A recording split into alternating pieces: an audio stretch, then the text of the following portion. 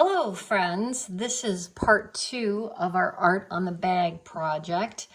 Hopefully all of you got the handout through Google Drive or through our Google Classroom.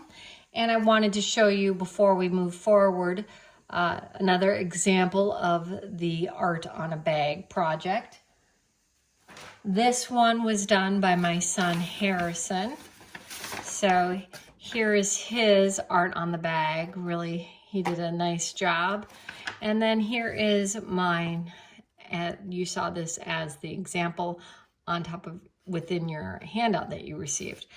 So some things that we want to keep in mind when we're working on this project is to think about abstraction and recognizable imagery and using the elements and principles of design with an emphasis on line, shape, pattern, color, balance, and movement. And our learning targets is that you can identify the elements and the principles of design, and you understand how they are interrelated, and that you are able to use 2D materials to create your artwork.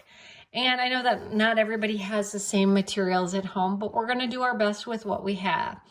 You're welcome to use colored pencils, watercolors, markers, whatever you have, paint to make this project. So the first thing I did ask you to do is to dissect the bag, and you can make it large like this, you can make it a section like this, but what I really want you to think about is using this little handle as our anchor to be hung up. I would eventually love to hang these up at school. Hopefully someday we'll be able to go back. So it would be a nice, easy way to display them. So the first thing after we've dissected the bag, you choose how you want to organize it and lay it out. And then you want to, be okay with what you're doing. Then you want to start thinking about color and what colors you want to use. And I sent you a couple links to color theory videos and to help you recognize analogous, complementary, warm colors, cool colors. The first thing you're going to do is you are going to, so I would think about color and what colors you want to use.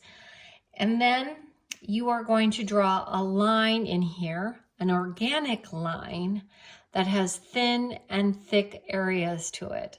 Thick and thin areas.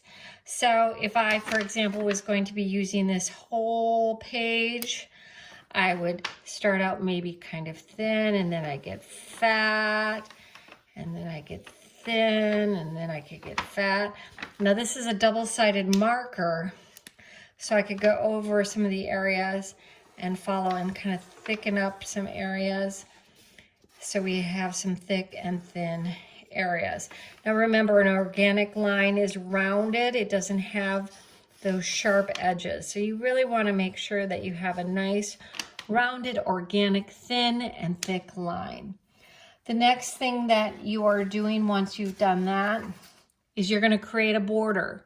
And remember, the border has to be complementary colors. So you want to reference the color videos to make sure you are aware of what the complementary colors are, and that you're creating a pattern around the border of your bag. Now in Harrison's bag, he did not necessarily follow that. He would just kind of went to town and was having his own fun time with it. And I did not give him the instructions. I just let him kind of do it. But if you'll notice on mine, I did. And then I also, after I did my border, I cut out some edges to give it a little bit more of a unique edge to it. So I'd like you to do that as well. So once you've completed that, you're going to take it and you're going to divide it up into 4 sections and try to make them equal. And we're going to stop there.